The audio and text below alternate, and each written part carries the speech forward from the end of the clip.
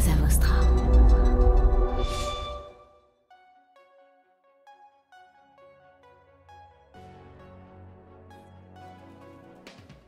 L'année 2024, le marché va tester ce qu'on appelle la mesure de l'attention. Donc on va réintroduire des critères d'attention, c'est être capable de mesurer finalement la qualité de la relation d'audience parce que les critères historiques de la pub programmatique ne suffisaient pas. Donc ça, c'est un des enjeux de 2024 qui intéresse beaucoup l'audiovisuel, mais comme on peut plus mesurer avec les cookies qui disparaissent et tout ça, la mesure de l'attention est peut-être en train de devenir un nouveau métrique qui va s'imposer à tout le monde.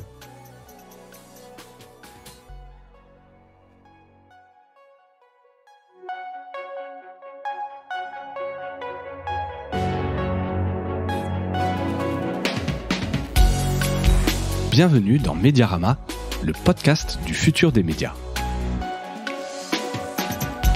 Je suis François Desfossés et chaque semaine, je rencontre des entrepreneurs, des têtes penseuses et des experts de la galaxie média. Ce podcast est proposé par Cosa Vostra, agence de conseil tech et créative. Retrouvez-nous sur cosavostra.com.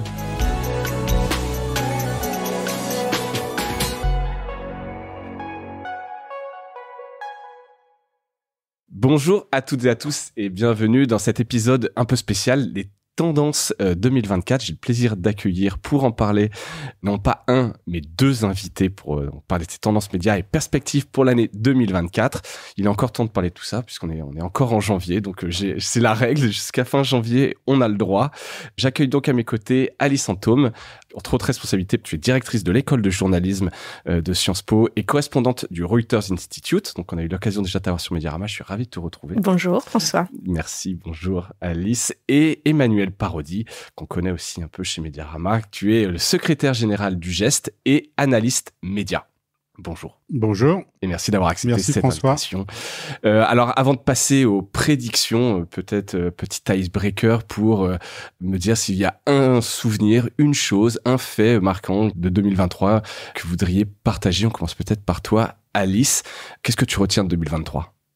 Moi, je retiens deux choses. La première, c'est qu'on a changé d'air. Et là, on peut vraiment en être sûr. Avant, on pensait qu'on était en temps de paix. Et on apprenait à faire de l'information en temps de paix. Et là, on ne l'est plus. On est en zone de conflit en France, à l'international. Ouais. C'est pas très gai. Non, mais on a basculé. C'est marquant. La deuxième chose, moi, qui m'a beaucoup intéressée, c'est pas un fait, mais c'est une stratégie du New York Times pour essayer de restaurer la confiance entre les journalistes et le public en présentant différemment la biographie de leurs reporters. Et ils ont fait un énorme effort pour ne pas mettre seulement le prénom et le nom de leurs journalistes, mais vraiment muscler toute la biographie en disant « voilà ce qu'ils couvrent ». Voilà leur background, donc d'où ils viennent, d'où ils parlent et leur cadre éthique. Qu'est-ce qu'ils acceptent de Propre faire ? À chacun. Qu'est-ce qu'ils n'acceptent pas de faire ? Par exemple, relecture d'interviews, oui, non. Est-ce qu'ils vont à des press junkets, oui, non. Et tout ça est développé. Et donc, c'est pas une révolution, mais je trouve que c'est une tentative intéressante de mieux incarner, de rendre plus humain le lien et d'individualiser finalement chaque journaliste face à ses audiences. C'est plus que la rédaction. Donc, c'est vrai que ça, c'est intéressant. Je sais pas quel impact ça a, mais c'est vrai que c'est quelque chose de marquant, d'intéressant. Merci Alice. Emmanuel, toi, 2023, qu'est-ce que tu retiens ? Qu'est-ce qui t'a marqué cette année ? Bah écoute, comme truc symbolique, tu sais qu'on parle depuis des années de transition numérique dans la presse. Et là, pour la première fois, il y a quelques grands sites de presse, il y a Le Monde, je crois qu'il y a Le Figaro, Les Échos, qui ont annoncé que, ça y est, leurs revenus numériques dépassaient ceux du papier, alors en termes d'abonnement, etc. Ce qui est un peu ce qu'on attendait depuis 20 ans, ça y est, on cherche à faire depuis. On voit le bout du tunnel. Alors, ça veut pas dire que toute la presse a basculé, mais en tout cas pour moi, alors d'ailleurs, ça aurait dû être, à mon avis, au centre de la discussion des États généraux, et je suis pas si sûr que ça tourne dans ce sens-là, mais ça veut dire que le centre de gravité, ça y est, il vient de basculer. Ça veut dire que l'avenir, il y a rien de nouveau dans le numérique, mais l'avenir se pense en numérique. Et je dirais, voilà, le centre de gravité vient de passer de l'autre côté. Et tout en découle, c'est-à-dire que toutes les discussions là qu'il y a aux États généraux en découlent, la question des aides, la question de retrouver un modèle économique, même si encore une fois les termes sont pas nouveaux, le fait de se dire que notre avenir est à 90% de ce côté-là, ça change complètement. Et finalement, c'est en 2023 que la bascule. Alors la bascule. En tout cas, les premiers grands acteurs l'ont annoncé. Pas encore, loin de là, le reste de la presse. Non. Mais voilà. Mais donc c'est quand même une bascule tendance. en 2023. Ouais. Voilà, absolument. Le centre d'attention était déjà là. Maintenant, c'est le centre de gravité, quelque part, en termes de au sens revenus. modèle économique, c'est-à-dire le lourd. Hein. C'est-à-dire que oui, l'avenir, le lectorat se cherche là, les recrutements des abonnements se cherchent là, et le modèle économique se cherche là. Ce qui est pas simple. Alors, après, il y a justement, c'est de ça dont on parle. Les problèmes ne font que commencer, mais ça veut dire que voilà, l'écosystème est celui du numérique, y compris en télé.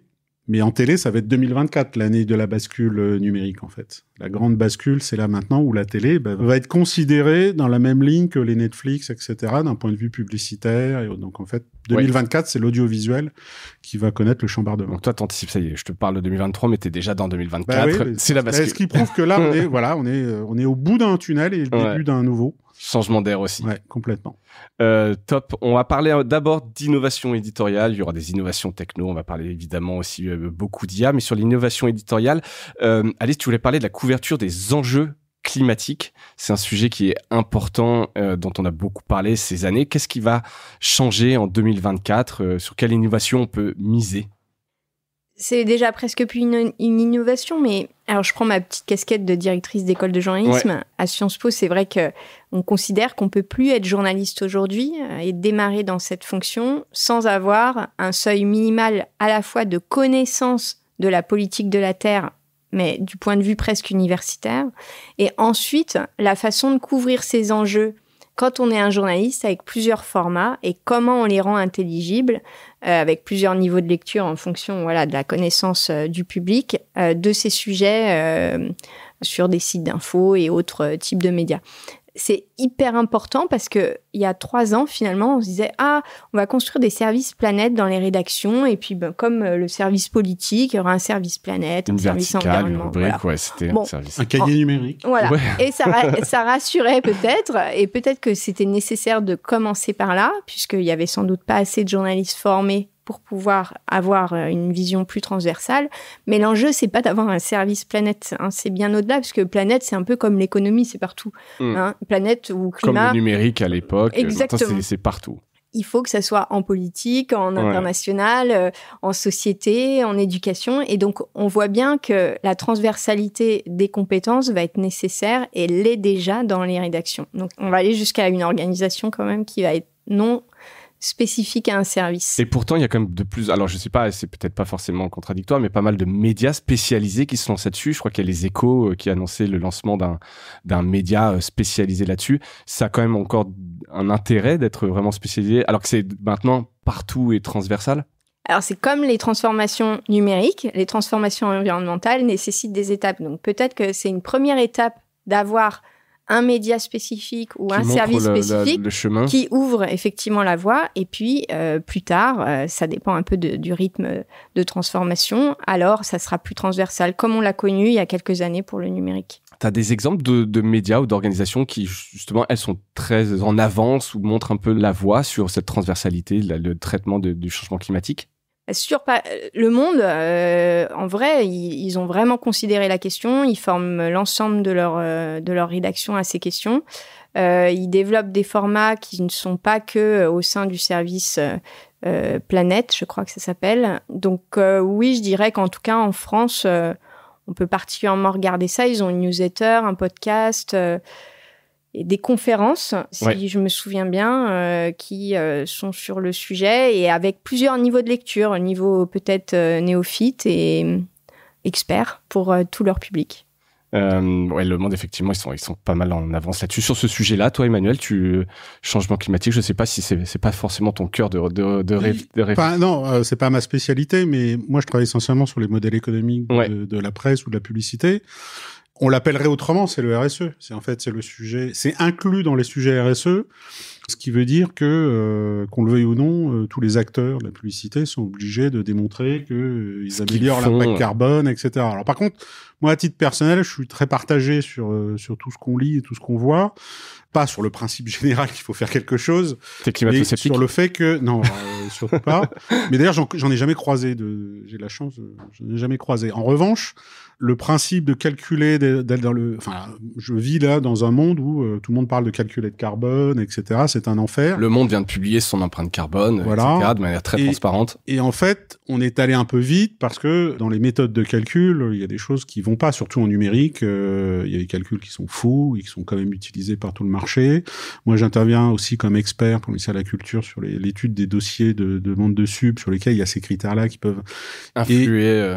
Qui peuvent influer. Et il y a un souci, il y a quand même un souci qu'on est allé très vite sur les calculs typiquement d'impact carbone du numérique. Et on est arrivé à des aberrations. Alors, dans le domaine de la publicité, j'en parle même pas. C'est-à-dire qu'on va faire que des pubs pour des SUV vont être green et vont démontrer qu'elles ont économisé 30% d'impact carbone. Mais comme disait un publicitaire en off une fois, mais en fait, il faudrait rajouter l'impact carbone des achats et des ventes suscités par la publicité dans l'empreinte. Ce qui supprime totalement. Donc en fait, c'est ce que j'appelle les injonctions contradictoires. Et en fait, dans les domaines un peu B2B, c'est ça le problème. C'est-à-dire que tout le monde est d'accord avec l'objectif final, mais en France, on est très cartésien. Et en ce moment, tout le monde est englué dans des choses qui sont insignifiantes, mais personne n'ose le dire. C'est-à-dire que moi, je me demandais jusqu'à quel point il fallait pas mettre des seuils. C'est dire, même la presse, tu vois, on parle de fabrication, je sais plus comment on dit, l'éco-conception des sites, etc., qui en général ont un impact absolument infime. Ouais, mais tu vois, nous, en tant qu'agence, on nous le demande. Hein. Et ben voilà, dans les appels d'offres, des critères, il faut qu'on puisse montrer ce qu'on va faire. Je suis content pour toi, mais quand je vois les efforts et la dispersion d'énergie à l'intérieur des boîtes pour des choses qui sont objectivement insignifiantes, voire sans impact, c'est que là, je te parle de choses où l'impact carbone des gens qui participent au projet est supérieur au gain de carbone à la fin. Et ça, plus personne n'ose le dire, parce que quand tu es dans la pub, tu sais que ça va être inaudible si tu te mets à te plaindre d'impact. Mais d'un point de vue journalistique, ce qui m'embête, c'est en fait, voilà, on n'est plus dans le militantisme, il va falloir faire le tri dans les arguments. Et toi, tu citais Le Monde. Moi, je trouve dans les nouveautés qu'il y a eu sur ces sujets-là, j'aime beaucoup ce que fait Nabil Wakim. J'appelle ça le journalisme apaisé. Au-delà des arguments militants, il pose les bonnes questions. Et c'est ça qui manquait, je dirais, sur les 10 dernières années, où quand on s'intéresse à ces sujets, on oscille entre une approche très militante ou une approche peut-être sceptique, on va dire, qui était tout aussi discutable. Et moi, j'étais un peu énervé au bout d'un moment de jamais entendre, tu vois, sur les bassines, sur les éoliennes, les bons arguments. Il fallait, on les retrouvait pas sur le même article ou dans le même média, etc. Ouais. Et je pense que l'enjeu là maintenant, c'est effectivement de former les journalistes, mais oser poser les bonnes questions, de pas découvrir ailleurs que, tu vois, les méga bassines, c'est super, mais tout le monde pense que l'eau est pompée dans les rivières, et quand tu découvres que c'est pompé dans les nappes phréatiques, c'est pas la même question. Donc là, c'est une question de quoi? C'est de mieux former les étudiants journalistes à poser les bonnes questions. Oui. Et à connaître. Et connaître les sujets, c'est ça. C'est quand même assez complexe. Ça regroupe de l'énergie, de l'économie, de la politique, de l'international, de la régulation. Et ça, vous pouvez l'inclure dans les programmes, justement? Alors, on l'a fait. Vous l'avez fait? Mais c'est compliqué à mettre en place. Quand on s'attaque au sujet, et c'est comme quand on s'attaque au numérique, qu'on se dit, en fait, il faut comprendre le fonctionnement d'un algorithme, il faut comprendre l'économie des business modèles de l'info et du numérique. En fait, c'est pas un petit morceau. Donc, c'est beaucoup d'heures. Et puis, à chaque fois que tu commences à tirer le fil de la pelote, tu dis, il faudrait aussi ça pour être complet. Et donc, rien que la maîtrise des connaissances, je parle même pas de produire de l'information là-dessus, rien que la maîtrise des connaissances, ça demande un paquet non négligeable d'heures. Oui, et ce sont des arbitrages que tu dois faire dans le programme, etc. Bien sûr, puisque à part les empêcher de dormir, ce qui n'est quand même pas notre objectif, il va falloir effectivement faire des choix. D'accord, mais donc c'est pris en compte et ça répondrait effectivement à ce souci peut-être de manque de connaissances. Le débat contradictoire suffit plus. Si tu veux, de mettre deux gens opposés et les faire parler, ça suffit plus. Tu parles les agriculteurs là, ils sont sur le terrain. il faut comprendre le besoin économique de l'agriculteur. C'est pas juste lui dire qu'il faut cultiver comme ça, il y a plus d'entrants. Le gars, il dit, je mets quoi, enfin, moi, quand je lis un article, si j'étais agriculteur, je voudrais le journaliste, il aille jusqu'au bout et démontrer que, quand on parle de permaculture, pas découvert à la fin qu'il faut 200 personnes pour, tout ça est super, mais il faut désherber à la main, et j'ai besoin de 200 personnes, alors que je les ai même pas pour choper mes abricots voilà, au mois de mai. Donc, je veux que le journaliste, il se pose des questions, finalement, assez simples, basiques, voilà. Donc, tu vois, moi, c'est ça, l'enjeu pour moi, c'est de répondre à des questions un peu plus fines, à partir du moment où on n'est plus dans l'opinion. Tu as vu des médias qui le font bien, qui traitent bien de ces sujets-là, qui posent les bonnes questions, enfin, qui se posent les bonnes questions? Alors, je dis, Nabil Wakim, pour moi, c'est pas une révélation, mais je trouve que sa manière de le faire, le ton, etc., est pas mal. Je trouve que ce que fait France 5 avec toutes les séries d'émissions, c'est médiatique, etc.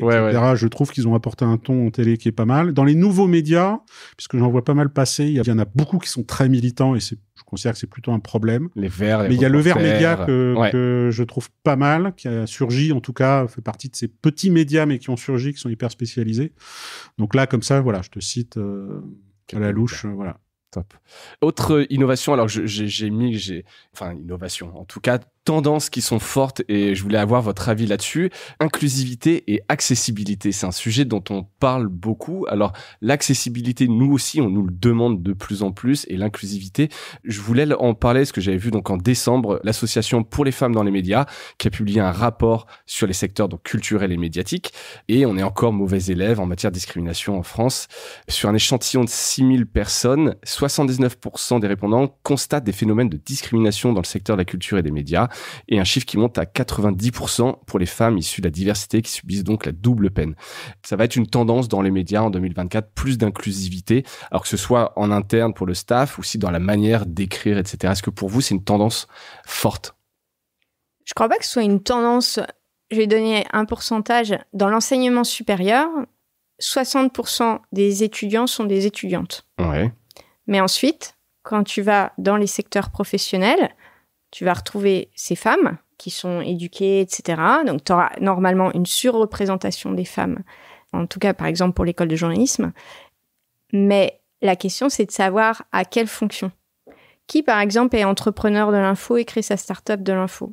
Les femmes, les hommes, est-ce qu'il y a des aides qui sont en faveur de ces deux sexes? Qui est en responsabilité d'équipe?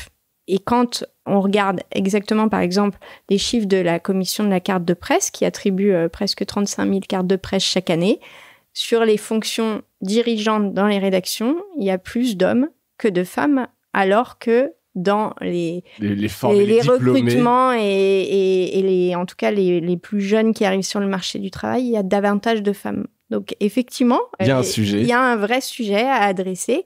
Alors, comment on y répond? C'est très simple. Nous, on fait désormais des ateliers obligatoires pour apprendre à parler argent, parler de l'égalité femmes-hommes. Et c'est mixte, effectivement, puisqu'il faut que tout le monde puisse s'entraider sur cette question. Partage des rémunérations, et puis savoir ce qu'on vaut et ce qu'on peut demander. Comment négocier. Et comment en parler, voilà. Comment en parler. C'est sûr que si on n'en parle pas, on a le minimum. Et donc, voilà pourquoi il nous semble que c'est vraiment des aides à l'insertion professionnelle essentielles. Ouais, et voilà. Donc, je pense que c'est un sujet dont je voulais parler. Il y a aussi l'accessibilité qui découle un petit peu de l'inclusivité, avec une reconnaissance croissante de l'importance justement de cette inclusivité. Les éditeurs investissent davantage dans les fonctionnalités d'accessibilité sur les sites, garantissant que le contenu est utilisable par les personnes handicapées. Et j'ai vu la BBC qui notamment met beaucoup de ses contenus disponibles avec les sous-titres, langue des signes, et des compatibilités des différents lecteurs. Est-ce que pour vous c'est une tendance et on va aller vers plus d'accessibilité manuelle? Ça te parle, ça? Alors moi, une tendance, on en parle depuis toujours. On en parle depuis toujours. Est-ce que tu sens que ça devient un peu plus en force? Je pense le problème, il faut le dire clairement, les investissements pour les éditeurs pour le faire, il n'y avait pas de retour sur investissement. Et c'est ça le vrai frein. Tout le monde était disposé à faire des efforts. Mais en réalité, à part le service public. Vu que globalement les médias perdent de l'argent, etc., c'est très difficile alors le service public a pris sur lui de faire vraiment des efforts, mais le vrai frein, parce que c'est pas des modes, mais il y a rien de nouveau, c'était ça. Il y avait un frein économique avec des coûts techniques élevés, même si tout le monde sur le fond était d'accord. Ce qui va changer, je pense, la donne, c'est justement là avec l'IA.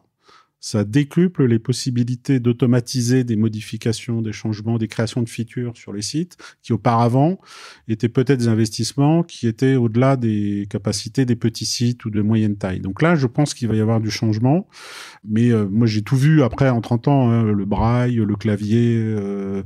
Et le problème, c'est qu'au moment où après il faut le faire, ça ne satisfaisait jamais tout le monde. Finalement, c'était des investissements qui étaient hors focus. Oui, donc il n'y a que le service public qui réellement pouvait le faire. Donc je pense qu'il faut en discuter, il faut se poser la question du retour sur investissement. Mais je pense que c'est l'IA qui va changer ça en permettant d'automatiser beaucoup de choses qui vont aller dans ce sens-là. Eh ben, on va parler d'IA justement, passer un peu sur le volet technologique, des innovations technologiques sur l'IA. Je te regarde, Alice, parce qu'évidemment, on en a beaucoup parlé sur Mediarmam, on en a beaucoup parlé tout court en 2023.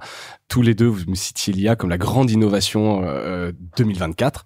Est-ce que vous pensez pas que la hype va redescendre? Parce que je sais pas, je jette ça, mais c'est vrai qu'un an et quelques après, qu'est-ce que vous en pensez? C'est toujours la hype est toujours là avant qu'on rentre un peu dans le détail de tout ce que ça peut faire. Alice?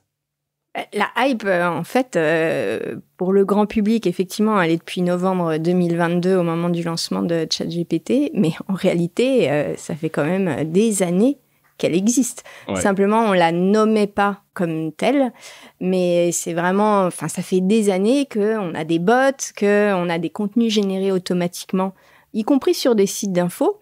Et donc, on fait avec. Parfois, on est même à l'offensive sur la production de contenu. Je prends des vieux exemples qui datent, mais je me souviens, pour les élections municipales, il y a des années, je me souviens d'un bot fait par France Info et un autre fait par Le Monde pour que dans votre localité, vous ayez directement les résultats. Sur X, à l'époque Twitter. C'était un bot qui produisait du contenu généré. Ouais. Forbes l'a fait pour les résultats financiers des entreprises, mais encore une fois, c'était il y a 10 ans. Donc voilà, là on est passé dans une accélération et à la fois il y a des contenus synthétiques, du prédictif, du génératif. Si ça vous amuse, vous pouvez prendre un petit cours à Sciences Po pour comprendre les différentes catégories. Mais en vrai, c'est qu'est-ce qu'on en fait? Quelles limites on se fixe en termes d'infos? Pourquoi on l'utilise? Emmanuel, tu parlais effectivement de développement technique qui peuvent être automatisés. Ça peut être des résumés d'articles, ça peut être des contenus audio, des traductions de vidéos. Tout ça, c'est déjà très déjà en production efficient. Voilà. Déjà chez pas mal de médias. Après, est-ce qu'on va jusqu'à effectivement laisser la main de contenu d'information avec de l'édition assurée par de l'IA?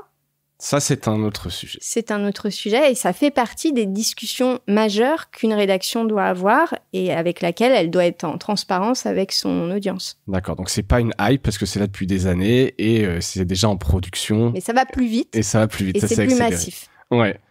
Emmanuel. Oui. C'est-à-dire que là, alors il y a quand même un effet hype parce qu'on a découvert en fait les grands systèmes de langage, comme on dit, et surtout ce qu'on appelle l'IA générative, que tout un chacun peut tester. Voilà, c'est-à-dire que tout d'un coup, on fait un résumé d'un document de 200 pages, on génère des articles entiers, etc. Donc il y a quand même un choc. Mais là, on va rentrer dans la phase de désillusion. Je pense qu'on y est déjà un petit peu parce que tout le monde est en train de tester. C'est clair que c'est l'innovation majeure et c'est la tarte à la crème, parce qu'elle va rentrer dans toutes les niches industrielles possibles et imaginables, et tout le monde est en train de tester pour savoir où elle peut intervenir. En presse, on a une situation très particulière avec l'IA générative, c'est qu'elle pose une question de savoir si jusqu'où on laisse la main à l'outil pour générer des contenus, et est-ce qu'on doit le faire? Ouais.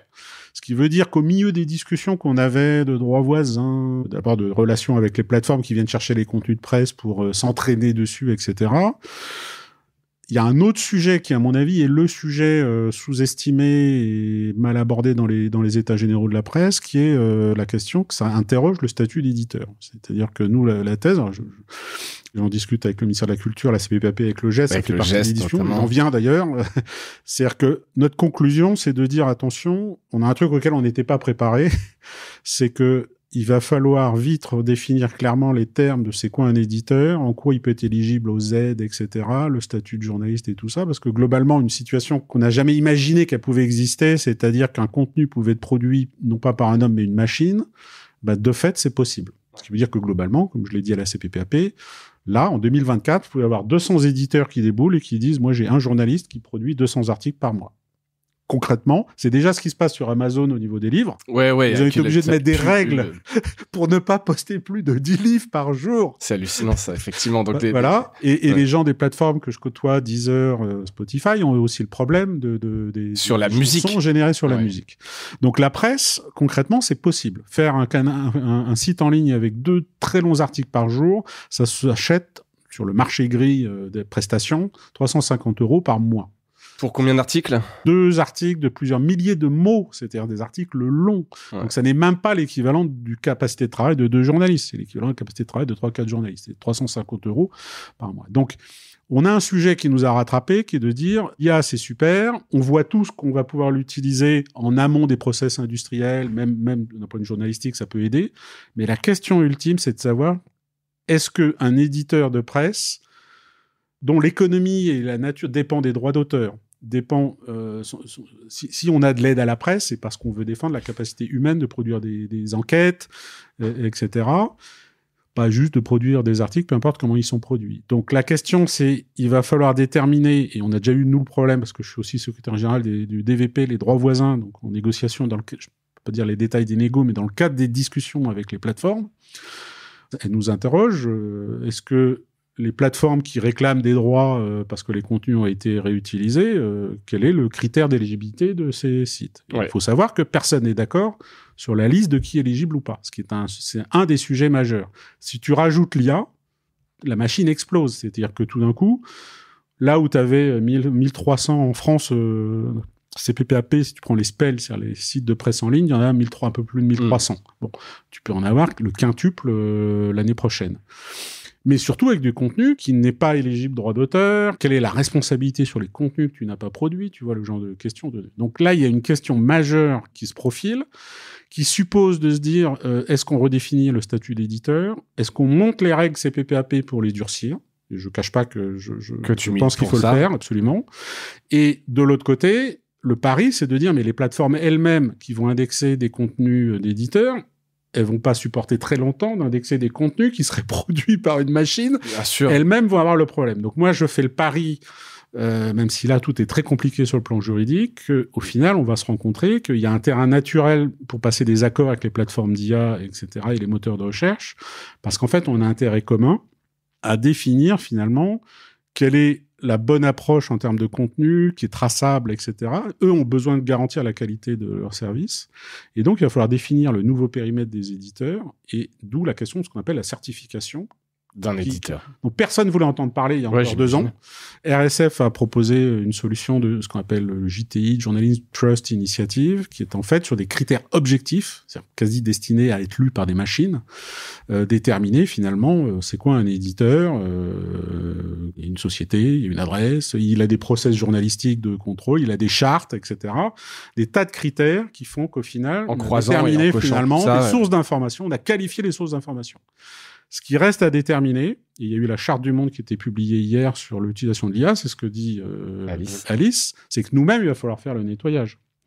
C'est-à-dire, si on veut garantir la qualité des contenus vis-à-vis des plateformes, il va falloir que nous aussi qu'on garantisse qu'on fait pas n'importe quoi avec nos contenus. Et là, il y a un truc intéressant, c'est que Le Monde, la charte, alors on l'a publié, c'est MindMedia qui l'a publié hier en exclusivité. Donc leur charte interne d'utilisation de l'IA autour de leur contenu. Que tout le monde s'apprête à dire on va utiliser dans le process de production, peut-être pour faire des titres, peut-être pour faire... c'est une chose, mais il y a 2 nuances entre le fait qu'on dit l'important c'est qu'à la fin, tout est fait sous la supervision d'un journaliste. Ça, tout le monde est à peu près d'accord là-dessus. Ouais. Pour l'instant, de mon point de vue, il n'y a que Le Figaro et Le Monde qui vient d'aller plus loin et de dire que globalement, on ne produit pas d'articles, on s'engage à ne pas produire d'articles. Le Monde a utilisé le terme ex nihilo, que ce soit contrôlé ou pas par le journaliste. Autrement dit, on renonce à utiliser l'IA générative pour produire complètement des articles. Ce qui est la grande question, c'est-à-dire que je pense que les chartes, c'est sympa, mais c'est ce qu'on s'interdit de faire qui a plus de valeur que ce qu'on s'autorise à faire. Donc là, on est au milieu de cette discussion-là. Et est-ce que les éditeurs, collectivement, sont prêts à se dire il y a une frontière qu'on ne va pas franchir. Et s'ils arrivent à dire ça, alors ça veut dire que on peut dessiner un périmètre de ceux qui le font, de ceux qui le font pas. Et à l'intérieur de ce périmètre, on peut prétendre avoir des droits parce que on est sous couvert de droits d'auteur. Faut bien comprendre qu'un contenu produit par l'IA, il n'y a pas de droit d'auteur dessus. Oui, donc ça calme tout le monde en général, voilà. Mais d'un point de vue industriel, tous ces trucs-là, on s'y était pas préparé. Il suffit qu'il y ait un humain qui le modifie, qui le supervise pour que ça devienne un contenu humain. C'est ça en fait la difficulté. Alors, tu peux pas. Alors la question c'est jusqu'où tu vas. Et jusqu'où tu te déclares aller. Alors absolument, mais c'est pour ça qu'il va falloir s'engager et que quand le monde dit c'est pas qu'on n'utilise pas l'IA, ça fera partie des choses qui peuvent aider à améliorer la production. Titraille, SEO, beaucoup de choses. Moi, tag. je crois vraiment, comme l'a dit Alice, sur les bases de données, il y a plein de choses. En revanche, s'interdire, c'est pas juste signer de dire c'est l'IA qui a produit cet article, c'est de dire on s'interdit de le faire. Et je pense qu'il va y avoir une vraie question de savoir ceux qui vont jusque-là versus ceux qui vont pas jusque-là. Je lisais hier sur investing.com, qui était une plateforme où ils font de l'analyse financière et autres. Faire de l'analyse financière sur les résultats boursiers, alors pour dire des banalités, ça va, mais quand vous commencez derrière, il y a du conseil d'achat pour acheter. Ouais, bonne chance. T'as de la responsabilité. Bonne chance pour prendre le risque. Et l'idée qu'il y ait un type à Bac+8 qui va contrôler ce que dit l'IA, j'y crois pas un instant, puisque le but est précisément d'automatiser les tâches, certainement pas de mettre des Bac+8 derrière qui vont juste être assis devant un écran pour vérifier ce que dit l'IA. Donc ça va ouvrir une perspective d'entrée de gamme, c'est-à-dire de sites qui vont automatiser plein de choses, mais il va falloir être très clair sur ce qu'on veut en termes de métier, d'où le statut d'éditeur. Qu'est-ce qu'on s'interdit de faire alors je dis pas qu'il y a qu'une façon de faire, mais en tout cas la question. Ouais. En catastrophe, là, on est obligé de se le poser. Et clairement, on a dit, là, en 2024, tout le monde n'est pas il va falloir prendre des décisions. Tous les éditeurs sont pas d'accord là-dessus. Alors, c'est pas un désaccord, c'est que tout le monde en catastrophe est obligé d'improviser, se positionner sur ces questions-là. On interpelle la CPPAP, on interpelle le ministère de la Culture, qui prennent conscience au fur et à mesure. Ils comprennent bien tout le monde comprend le bazar, parce que là, ces gens sont en train de définir sur le fait est-ce qu'on peut faire payer les plateformes d'IA. Moi, je travaille déjà sur est-ce qu'on fait payer les droits voisins, qui est un sujet qu'on a déjà 2 ans d'historique là-dessus. Et on a vu le problème d'éligibilité. C'est-à-dire que le problème d'éligibilité, c'est, ces sites-là, il a le droit, celui-là, il a pas le droit. Au nom de quoi? Ces contenus sont pas journalistiques. Je vais pas rentrer dans le détail, mais la discussion, c'est ça. Alors, ça veut dire que Google aurait un avis sur les contenus qui sont journalistiques ou pas? C'est déjà ce qui se passe. Donc, le problème, on l'a déjà sur la table. Tu rajoutes l'IA, et là, t'as une bombe, c'est une grenade dans la salade de fruits, si tu veux. Ouais. Mais je pense que tout le monde, on va arriver là en 2024 rapidement. Tout le monde voit le problème. C'est un constat que tu partages, Alice. Tu veux intervenir Non, mais il y a une autre question qui concerne l'IA, mais pas sur la production d'informations. Il y a sur le parcours client, si je puis dire. Qu'est-ce qu'on vous pousse comme abonnement? Est-ce qu'on vous met un paywall? Est-ce qu'on vous relance, on vous envoie un code promotionnel parce que c'est maintenant qu'il faut s'abonner à tel site d'info? Et donc, je pense qu'il y a quand même aussi une autre voie pour utiliser les ressources de l'IA, mais pas sur du contenu. Production. Voilà, sur comment on calibre, par exemple, sa stratégie d'abonnement. Quelle opportunité on a d'envoyer un code promotionnel. Ouais, comment on détecte le bon moment. Et ça, des sites de shopping le font déjà depuis très très longtemps, le font très très bien.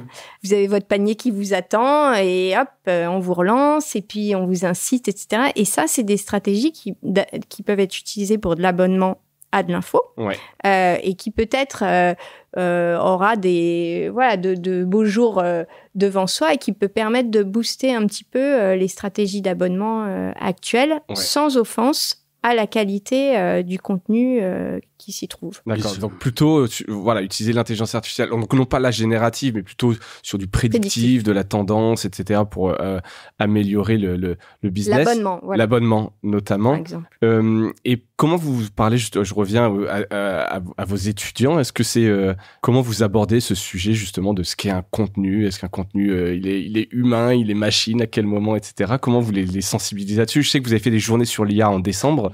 Ça devait être intéressant. C'était en décembre, oui. C'était donc c'est notre conférence annuelle sur les nouvelles pratiques du journalisme et sans surprise cette année c'était autour de l'IA et de l'information. Mais en fait, on sait très bien qu'on sait pas tout. Donc soit on attend dans 10 ans que tout le monde soit d'accord et on aura raté le coche. Donc ce qu'on a décidé, c'est plutôt de avancer en même temps que les autres. Donc là, on a développé un cours obligatoire pour tous les étudiants de M1. Les étudiants de M1, c'est les étudiants de première année de master, qui démarre d'ailleurs dès lundi, alors c'est un peu pompeux comme titre, c'est l'IA au service d'un journalisme de qualité. Et dans ce cours obligatoire, on va faire beaucoup d'expérimentation. Je pense qu'on va apprendre beaucoup de secours. Et puis, fin avril, on en tirera des premières leçons, on verra si ça nécessite d'être implémenté peut-être d'une autre façon pour les Master 2, la deuxième année de Master. Et puis, évidemment, c'est pas un cours qui va être figé, c'est-à-dire que là, on va le faire donc de janvier à avril 2024. Si on le renouvelle, janvier à avril 2025, il ressemblera pas du tout à ce qu'il aura, c'est clair. Ce qui aura été développé. Donc, en fait, on est assez pragmatique. On reste modeste parce que on n'a pas la vérité et on n'a pas la bonne méthode sans doute, mais on expérimente et puis on en tirera. Et tu sens de l'enthousiasme chez les journalistes, parce que là on parlait justement de charte qui est plutôt pour répondre aussi, j'ai l'impression, aux craintes de journalistes ou de ceux qui produisent des contenus, de se dire on va être remplacé, etc. Est-ce que chez les jeunes générations, il y a plutôt de l'enthousiasme? Moi, je suis plutôt toujours un peu enthousiaste, donc je me dis c'est vraiment cool, il y a plein de choses à faire. Moi, je me dis qu'au contraire, c'est une opportunité géniale de remettre de l'humain au centre, de la certification au centre. Donc ça, c'est la version positive de l'histoire. Mais c'est vrai qu'on peut pas mettre la tête sous le tapis et se dire ça va se résoudre tout seul. Non. Donc il y a un vrai appétit pour comprendre les enjeux, comme dans le temps, il y avait un appétit pour comprendre les transformations numériques, le fonctionnement des algorithmes, etc. C'est, je dirais, un peu la même chose. Et pour être un bon journaliste, autant être aussi bien informé du contexte et de l'écosystème dans lequel on va évoluer. Ouais, clairement. Je vais nuancer un peu, mais dans le sens où, tout à l'heure, je parlais on rentre dans la désillusion.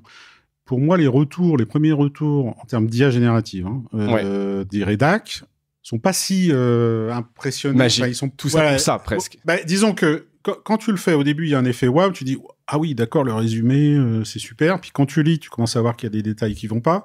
Et je me souviens quand tu commences à réaliser que quand l'intelligence artificielle n'a pas la bonne réponse, elle se met à l'inventer. Ouais. Là, n'importe quel journaliste, il a la sueur froide. J'allais publier ça. Et il se dit, waouh, ah oui, en fait, non.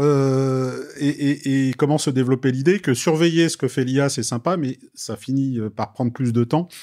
Donc, en fait, il y a une forme de désillusion. C'est-à-dire que tout le monde, finalement, se dit, on va pas lâcher le guidon. On peut pas laisser l'IA tout faire. Ça tombe bien. Finalement, à l'intérieur des rédacs, le fait que du côté des équipes techniques, du côté du process de fabrication, il y a plein de choses qui peuvent être faites. C'est plutôt ça qui va pouvoir s'imposer rapidement parce que ça va améliorer la productivité et les équipes voient bien que ça facilite le travail. Ouais. Et je pense à peut-être le travail de secrétaire de rédaction, etc. Bon, après, on est dans un climat de tension parce qu'on est dans un climat de réduction des effectifs partout. Et il est clair que la recherche de productivité est légitime, mais si c'est pas les équipes qui se saisissent elles-mêmes des outils, il y a un climat où tout le monde se dit oui, on va être remplacé. Et je veux dire, on sait déjà depuis 2-3 ans, donc je prenais le secteur des traducteurs, ils ont été laminés. Ouais. Laminés. Donc c'est pour ça que il y a cette ambivalence. Mais rappelez aussi qu'il n'y a pas de miracle et les journalistes, pour le coup, en testant en IA générative, se disent non, ça ne va pas remplacer un journaliste qui écrit un article. D'où le balancier est en train de revenir. C'était un peu ça au départ, le truc de hype, effectivement. C'est qu'il y a 1 an, on pouvait se dire allez, dans 2 ans, mon métier n'existe plus, etc. Là, on est quand même en train de voir que, en fait, ça fonctionne pas si bien que ça. Il y a beaucoup d'hallucinations et que c'est très bien autour pour aider le journaliste, l'augmenter sur tout ce qu'il y a dans le workflow, mais que la pure production de contenu, on n'y est pas. Surtout, n'oublie pas un truc tout bête, mais on s'en souvient très rapidement, c'est que la particularité quand tu es éditeur de presse, c'est que tu as la responsabilité de ce que tu produis au sens juridique. Alors que dans le monde des plateformes, un juriste tu héberges. Ne serait pas content que je dise ça, mais tu héberges. Et donc en fait, c'est dans un monde de flux, peu importe ce qui passe dans les tuyaux, mais il faut que ça dépote. Donc en fait, quand tu réalises qu'il y a un risque juridique et qu'il y a que toi qui le prends dans l'histoire, c'est ça. Ça va servir un petit peu de. Ça va refroidir. Ça va refroidir. Et d'ailleurs, les grandes plateformes d'IA ont commencé à vouloir garantir à leurs clients le risque de droit d'auteur et tout ça. C'est pour ça que moi, c'est un des calculs, c'est de dire, mais elles sont obligées de garantir la qualité de service et le risque juridique à la sortie. Ouais. Et donc, il va falloir le garantir en amont. C'est pour ça que je pense que c'est obligé d'avoir des accords avec les sites de presse. C'est obligé, ne serait-ce que pour garantir la notion de qualité. Parce quand dans le monde du contenu, t'es rattrapé par la question de la responsabilité juridique. Elles se tiennent, en fait. Mais c'est nous les dingues. On est les derniers dingues dans un monde du numérique. Être assez con pour avoir la responsabilité juridique de ce qu'on produit. Mais c'est ça un éditeur. En fait, c'est ça la question de l'éditeur. Ouais. Mais c'est bien formulé, c'est important. Et j'aime bien quand même rappeler cette dépendance quand même de ces plateformes, encore une fois, aux producteurs de contenu. C'est sans un contenu vérifié, etc., tu peux pas les alimenter et ça dégrade leur qualité de production. Alors ça, c'est ce qu'on est en train d'argumenter, de dire, parce que elles le savent, les plateformes. Alors elles le savent, mais on sort d'une phase où ils disaient bon, on n'a pas besoin de vous, vous êtes des petits rigolos, on n'a pas besoin de vous. On a fait travailler au geste des gens qui sont spécialistes de l'IA, et le but est quand même d'argumenter. Le ministère de la Culture nous aide. Enfin. Arrêtez les bêtises. Bien sûr, vous avez besoin de nous. Après, il y a une question on n'est pas seul au monde non plus. On a bien compris le message, mais dans un raisonnement où elles vont avoir besoin de se spécialiser, etc. Parce que c'est ça là. On vient de sortir de la phase les IA générales. Maintenant, on va parler d'IA hybrides qui sont spécialisées sur des métiers et des secteurs. Ouais. Celles-là, elles vont avoir besoin d'apprendre. Vous faites ça dans la médecine, vous découvrez très vite qu'il y a pas de source, il y a très peu de sources ouvertes en médecine. Donc, il va falloir les éditeurs professionnels fermés. Voilà, fermés. Il n'y a pas de trucs qui traînent et tout ça. Donc, le jour où tu as l'industrie pharmaceutique comme client, tu vas pas t'excuser tous les mois que tu as fait ton machine learning sur des sites anti-vax, tu vois, il va falloir voilà. Donc tout ça va se réguler un petit peu, mais encore une fois toujours se rappeler que nous on est dans l'ensemble de l'écosystème, on est les dingues qui avons la responsabilité juridique de ce qu'on produit, on est prêt à le faire. Donc c'est ça qu'on vend finalement, c'est une forme de garantie. Ouais. Donc ça va être quand même à 2024, on va vraiment continuer de parler de ça et puis de préciser un peu les rôles et peut-être trouver des accords avec les plateformes pour se faire rémunérer. Voilà, la difficulté étant quel véhicule juridique le justifie. Et là, bon, je ne veux pas saouler dans le cadre du podcast, mais c'est une question dans la question.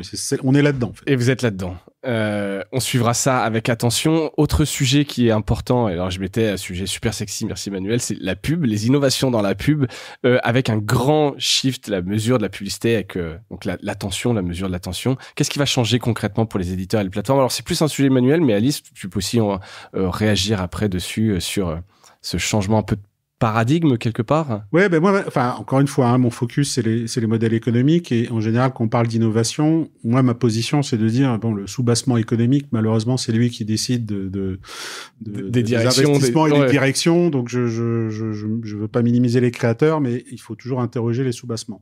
Là, la pub en numérique, pour ceux qui ne le savent pas, c'est devenu un truc boursier. C'est voilà ce qu'on appelle le programmatique, c'est-à-dire que c'est de l'achat semi-automatisé, etc., d'algorithmes. Bon, donc le problème qu'a le marché, c'est que on est sur des critères lisibles par la machine de visibilité de la pub, etc. C'est des tas de paramètres qui font qu'à la fin, on accepte ou pas d'acheter à un certain prix.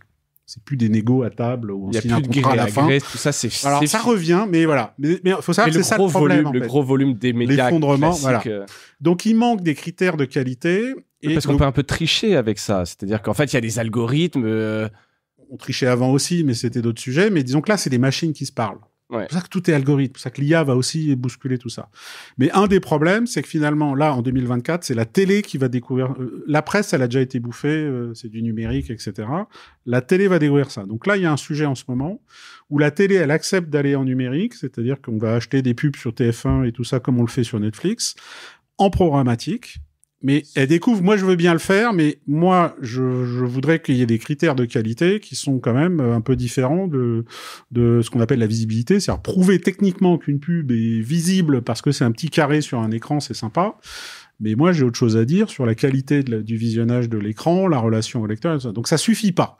Et donc, l'année 2024, le marché va tester ce qu'on appelle la mesure de l'attention. C'est de rajouter en fait des critères qui vont consister à mesurer avec des études de eye tracking, plein de critères. Mais le but, c'est de scroll.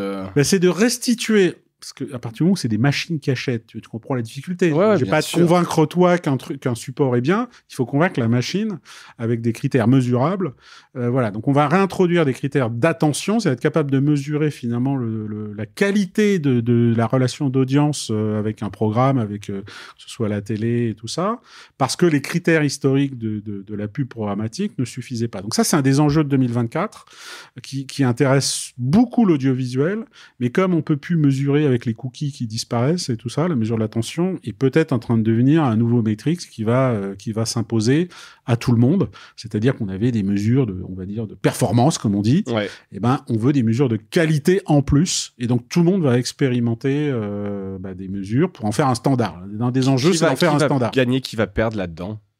Alors franchement, on ne sait pas, mais comme on n'est plus dans une situation où tout le monde a beaucoup perdu avec les critères d'automatisation, parce que ça veut dire qu'un site premium, il est acheté dans les mêmes conditions qu'un site de junk, d'articles général qui fait n'importe quoi. Ouais. C'est pour ça on est allé trop dans l'extrême, et depuis quelques années, on revient là-dessus, c'est-à-dire que les annonceurs ont besoin d'avoir un avis sur les supports sur lesquels la pub passe. Donc mais en termes de machines, c'est ça qu'il faut bien comprendre. Oui. Il faut que ce soit des machines qui analysent, donc on a de plus en plus d'outils pour analyser les contenus, pour analyser les supports. L'environnement, la qualité des contenus. Absolument. Alors, c'est pas dans le sens un article est meilleur que celui de son voisin, mais dans le sens, il est long, les gens restent, donc il y a des critères objectifs, lisibles par une machine, qui permettent de dire, il y a un support, il est plus sérieux que le voisin.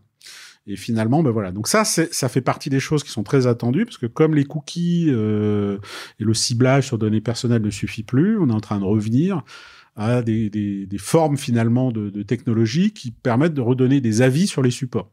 Ce qu'on appelle, ça s'appelle le media planning. En fait, on retrouve des critères de media planning, mais il faut juste comprendre que pendant 15 ans, là, on sort d'une période où on a fait de l'audience planning. C'est-à-dire que la promesse aux annonceurs, c'était de dire, peu importe où ta pub va tourner, comme tu arrives à cibler les cookies des uns des autres, c'est les gens que tu vas trouver. Et on va te permettre de les cibler n'importe où. Et en fait, on revient à un système un peu d'avant. Elle a sifflé la fin de la récré. Ouais. Et finalement, il faut réintroduire de l'intelligence. Donc, on est dans cette phase-là. L'intérêt, c'est de refaire monter les prix de la pub, évidemment, parce que là, on est quand même très bas pour tout le monde. C'est-à-dire qu'il y a quand même une crise majeure. Tout a été tiré vers le bas. Voilà, c'est un des problèmes. Ça ne paye plus le journalisme. Il faut être clair. Voilà. Or, il y a un enjeu d'avoir des médias gratuits quand même, parce qu'une grande partie de la population ne s'informe pas avec des médias payants. Ou n'a pas les moyens, etc. Voilà. Donc, gros enjeu. Alice, tu partages ce constat, ce shift un peu sur l'attention, c'est quelque chose que tu sens et que vous transmettez aux étudiants? Nous, ce qu'on leur dit, et ça provient de l'étude à laquelle je participe pour la France, l'étude du Digital News Report. Et en fait, c'est un peu plus grave que la désinformation ou le non-accès à des sites d'information payants, c'est l'évitement de l'information. Ouais. Dans l'étude qui est sortie donc l'année dernière et la prochaine de 2024 arrive bientôt, il est dit clairement que on a une part non négligeable en France de personnes qui, lorsqu'ils rentrent par exemple dans une salle d'attente où figure un écran qui diffuse de l'information, ils ne rentrent pas dans la salle d'attente.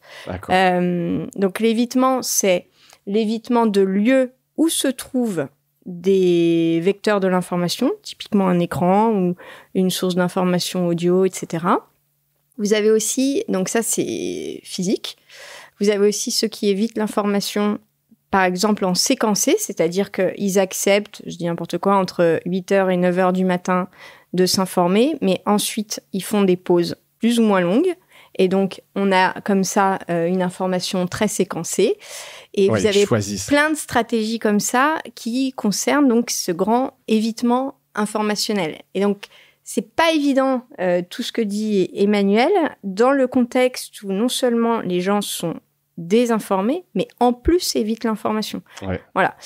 Alors, c'est la partie moins optimiste de mon discours, mais c'est un vrai énorme défi de reséduire, si je peux employer ce terme, ou en tout cas de redonner confiance et de remontrer la nécessité. C'est indispensable d'être correctement informé dans une démocratie éclairée pour qu'on n'ait plus ce séquençage de l'évitement ou cet évitement absolu dans certains cas. Ça c'est compliqué. Qu'est-ce qu'on peut faire concrètement? Je te vois, il y a des pistes quand même. Est-ce que c'est alors ce que tu disais peut-être du New York Times mettre en avant, mais bon, ça n'empêche pas le côté anxiogène de la news. Est-ce que c'est trop d'informations, trop d'offres surabondantes? Est-ce que c'est le contexte de guerre en ce moment, etc. Oui, mais en fait, ça date aussi de la crise des Gilets jaunes. Ouais. Ce sont des reproches qui ont été faits aux journalistes de ne pas aller assez sur des terrains ruraux, de rester en Île-de-France, de ne pas prendre le temps de comprendre vraiment la situation de chaque témoin, de passer à côté, de poser 4 questions, puis de repartir. Ouais. Voilà, donc c'est... je veux dire, en dehors de l'univers numérique, il y a un vrai travail à faire qui est long et qui nécessite effectivement beaucoup de terrain, beaucoup d'observations, de sortir ses antennes et d'accepter d'expliquer son travail. Sans quoi, la population ne vous parle plus. Et effectivement, c'est toujours les mêmes... toujours les mêmes qui sont interviewés, ça crispe. Ça crispe. Et donc, ces gens-là sont pas prêts de s'abonner. Et donc, effectivement, juste pour rejoindre, effectivement, donc ça peut être que du gratuit, avec de la pub. Donc, en plus, si tu as des mauvais environnements, tout ça n'est pas facile. N'est pas facile. C'est pas facile. Mais tu vois, par exemple, tu prends un quotidien généraliste, il va payer peut-être un correspondant en Ukraine en ce moment. Ouais. Il y a l'argent des abonnements qui paye tout ça. Il y a de la pub parce qu'en fait, même quand tu as de l'abonnement, tu as besoin de pub pour payer le reste. Enfin, la pub, faut pas croire. Et c'est plutôt sain. Moi, je trouve ça. Et c'est, en tout cas, ça complète. Voilà, ça fait partie du financement. Ce qui a changé en 30 ans, c'est que là, dans le mode d'achat publicitaire numérique, en supposant que tu es signé, alors tu signes plus des campagnes, mais on va dire, il y a quelqu'un qui estime qu'il va dépenser une campagne, 100 000 € de campagne de pub sur ton site. Il y a 30 ans, c'est signé, on délivre la pub et on a un chèque de 100 000 €. Là, maintenant, on va commencer à délivrer la pub et il y a des outils par-dessus qui vont dire « Ah oui, mais je vois qu'il y a des articles qui parlent de l'Ukraine, c'est la guerre, et donc la pub, là, on va la bloquer, on va pas la passer. » C'est pas l'éditeur qui fait ça. Ouais, c'est toute la machinerie derrière, ce qu'on appelle la brand safety, ou plus que ça, qui va dire « Mais moi, je vais accepter que la pub ne passe, même si l'accord, tu vois, est signé, que sur les pages où bon, ça me va, etc. » Ce qui fait que tu peux te retrouver avec une campagne qui à la fin n'est pas délivrée ou qui va durer. Le problème est très simple pour les éditeurs. Soit tu arrêtes de couvrir les zones de guerre et tout ce qui est anxiogène. Parce que certains, c'est un risque qui peut être un drame, une tendance. Ça. Voilà, mais c'est pour ça que c'est une tendance de toujours d'éviter les sujets anxiogènes, de les réduire, et d'autres qui se positionnent au contraire sur les sujets. Mais donc il y a un problème d'appauvrissement et de financement de la presse, et c'est pas parce qu'on est 100% payant qu'on y échappe. C'est genre un journal comme Le Monde, tout ça, est obligé d'avoir du financement publicitaire. Aussi publicitaire. Ouais. On va quand même essayer de trouver des trucs cool à dire en 2024. Là, on termine sur des choses un peu négatives. Si vous deviez avoir un conseil pratique et concret à donner à un éditeur en 2024, Alice. Un éditeur? Ouais, un éditeur, un média. En tout cas, tu rencontres, il te dit, allez, je fais quoi en 2024? C'est quoi mon gros focus? Honnêtement, notre force, quand on est journaliste, c'est l'humain, c'est la rencontre. Là, tu es en train de nous poser des questions. Ouais. Qu'est-ce qui fait que l'échange va se tenir et qu'on va rester avec des informations le plus intéressantes possible, le plus de couleurs, le plus d'atmosphère, et qu'on soit en immersion dans un récit. Ben voilà. C'est sortir et rencontrer Honnêtement, les gens. moi, ce qui me donne confiance, c'est que je vois pas comment aujourd'hui une IA crée ça en 2024. Ouais. Donc, la chance qu'on a, et les étudiants qui font du journalisme, ils sont vraiment talentueux et ils le savent, c'est redonner de la force aux liens, expliquer ce métier pour une information de qualité. Alors, c'est vraiment pompeux de le présenter comme ça, mais c'est un truc c'est un travail de fond. L'humain, c'est pas la même chose en termes de récit, et puis de attraper l'attention pour revenir sur le sujet plus d'Emmanuel. Pour l'instant, on n'a pas trouvé une meilleure façon que de savoir correctement écrire et d'entraîner son lecteur en faisant une progression dans l'information. À ce paragraphe-là, j'apprends ça. À celui-ci, j'apprends ça.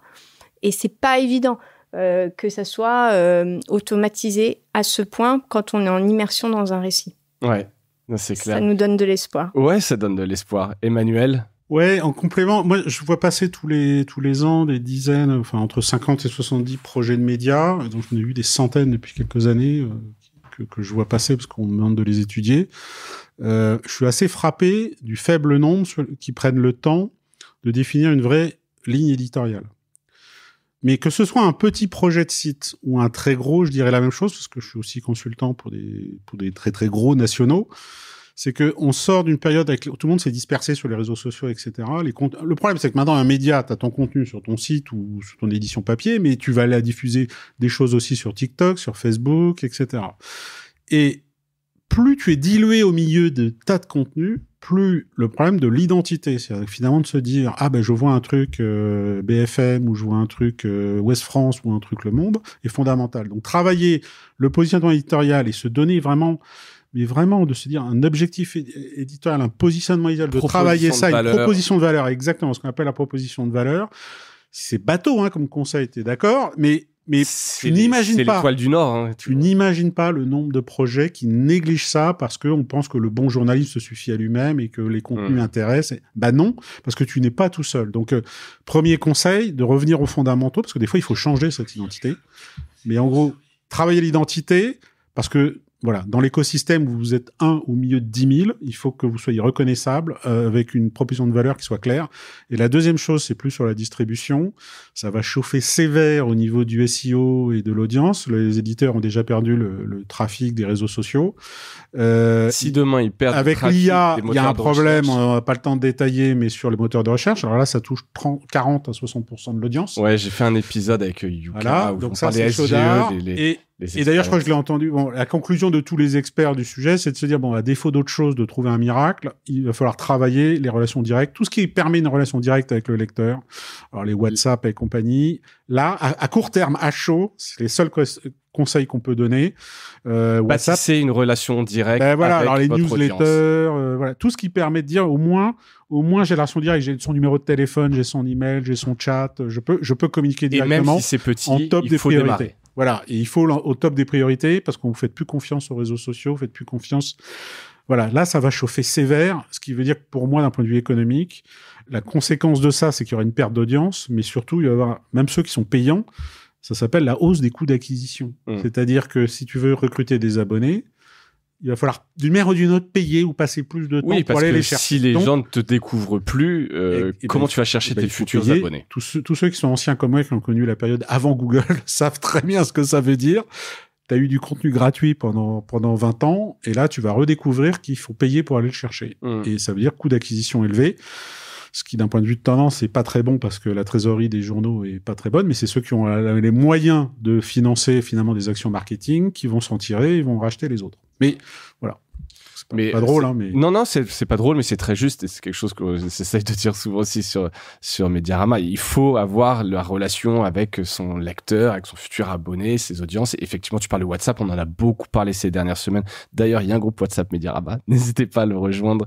Et je pense que c'est important, ou être un média de niche. Ça aussi, c'est vrai que c'est une bonne manière, quelque part, pas être spécialisé, média de niche spécialisé, où tu as une voix un peu unique et auquel cas les gens viennent te chercher son affinité, etc. Mais c'est vrai qu'un média généraliste, si t'as pas une proposition de valeur très claire, c'est dur. T'as ouvert ta chaîne WhatsApp. Ouais, est-ce que t'es pas inquiet de l'encombrement sur WhatsApp? Si, clairement. J'ai du mal à donner ce conseil-là, honnêtement. Oui, alors après, ça coûte rien. Non, ça coûte un peu d'animation, un peu de temps, mais tu te dis quand même d'un coup, t'as les numéros de téléphone des gens de ton audience. Alors moi, ça reste très niche, etc. Et on est entre nous. Mais oui, en tout cas, c'est un bon conseil. Je pense qu'on ne peut plus dépendre, pour le moment, l'enfer des notifications, quand même. T'en es bien conscient. Ouais, mais non, clairement. Puis ça a des limites. Par contre, si on veut faire une vraie communauté, les chaînes, en fait, là, t'as plus de notifications, tu sais, sur WhatsApp, etc. Mais c'est effectivement des bons conseils. Alice, est-ce que il y a des médias à suivre en 2024? Alors, c'est pas un média, mais moi, j'adore le 10 Downing Street qui a lancé sa chaîne WhatsApp. D'accord, tu vas là, il y a quelques jours, c'est très drôle. C'est vrai, le ton, ils ont fait ça bien, donc on peut la rejoindre. J'essaierai de mettre le lien là-dessus. Franchement, pour moi, c'est une expérience éditoriale intéressante. Alors évidemment, hein, c'est pas produit par des journalistes, et donc vous saurez d'où ils parlent. Mais je trouve que dans le récit, le format, la rythmique, il y a des choses peut-être dont on peut s'inspirer. Ouais, c'est ce côté, moi je trouve, où tu peux réagir comme ça, je trouve ça assez fou quand même, cette relation un peu directe, et c'est vrai que je pense qu'on va en voir beaucoup en 2024. Emmanuel, de ton côté, est-ce qu'il y a des médias, tu vois tous ces projets sortir, tu dis, est-ce qu'il y en a qui sont sortis et qui réussissent quelque part, que tu voudrais mettre en avant? Moi je suis conservateur, j'aime toujours Axios, ça marche. Désolé, il est pas né hier, mais voilà, pour moi c'est une valeur sûre. The Information. Et peut-être, alors je sais plus quand ils ont été créés, mais le Grand Continent. Oui. Parce qu'on est quand même au bord de la guerre, je vous rappelle tous, hein, parce que là, pour moi, on est hors sol, on est dans les discussions lunaires, et je trouve qu'il y a une émergence là de plein de sites qui parlent de géopolitique. Je sais pas si c'est une tendance, mais j'en vois plein. Bon, le Grand Continent, ils sont installés depuis un peu plus de temps. Mais je dirais que tu vois, voilà, bon, moi c'est mes lectures, c'est pas les plus marrantes ni les plus sexy, mais valeur sûre, je dirais Axios. Ça reste un modèle pour moi en termes d'écriture et tout. Je sais que c'est très discuté, ouais, mais j'aime bien. Ils vont droit au fait. C'est du alors c'est du B2B presque. C'est bien édité. C'est bien édité. On a fait le site du Grand Continent. C'est vrai ? Ouais. Ah, je savais pas alors. Non, je sais bien. C'est pour ça que ça me fait encore plus. C'est du placement produit. Ça me fait encore plus plaisir, évidemment. Et alors moi, j'ai découvert un petit média avec qui j'ai enregistré un petit média pour les jeunes, comme on dit, qui s'appelle Views. C'est en France et c'est assez gros. Alors c'est plus petit qu'un Combini ou qu'un Bouscapé, mais très puissant sur les réseaux sociaux, sur le lifestyle. Alors c'est un peu encore différent, mais ils ont vraiment bien réussi sur le social, ils ont une communauté qui est hyper affinitaire, ça se développe très très vite et donc voilà, il y a quand même encore des belles choses et des belles histoires de médias à raconter, donc je pense qu'on s'ennuiera pas sur Mediarama en 2024. Alice Emmanuel, merci pour votre temps, c'était un vrai plaisir de vous avoir sur ce sujet. Merci beaucoup pour l'invitation. Et puis on verra tout au long de l'année si ces prédictions, ces tendances se vérifient. Et, bon, je pense que sur l'IA, on continuera d'en parler. Je pense pas on est parti pour 10 ans. On est, ouais, au minimum. En tout cas, encore merci. Et merci à vous d'avoir écouté cet épisode jusqu'au bout. J'espère qu'il vous a plu. Et je vous dis à bientôt. Salut.